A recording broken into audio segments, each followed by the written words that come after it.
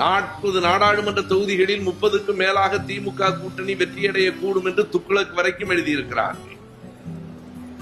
நான் என்ன சொல்லுகிறேன் என்றால், அப்படி ஒரு வெற்றி வந்தாலும் கூட அதற்கு பின்னால் இருக்கிற இன்னொரு ஆபத்தை நாம் மறந்துவிடக் கூடாது என்பதை சொல்ல வருகிறேன். இந்த வெற்றி தற்காலிகமான வெற்றியாக ஆகிவிடக் கூடாது. ஏனென்றால் நாம் தேர்தலை நோக்கி வேலை செய்கிறோம். அவர்கள் 10 ஆண்டு காலம் 15 ஆண்டு காலம் திட்டத்தை வைத்துக் கொண்டு வேலை செய்கிறார்கள். இந்த தேர்தலை அவர்கள் கருத்தில் கொள்ளவில்லை. இந்த தேர்தலில் தோற்றாலும் தொடர்ந்து செய்ய வேண்டிய வேலை திட்டம் அவர்களிடம் இருக்கிறது. இதுவரையில் சிலருடைய பெயர்களை நாம் குறிப்பிடாமலேயே பேசலாம் என்று கருதினோம். அந்த காலம் கடந்து விட்டது என்று கருதுகிறேன்.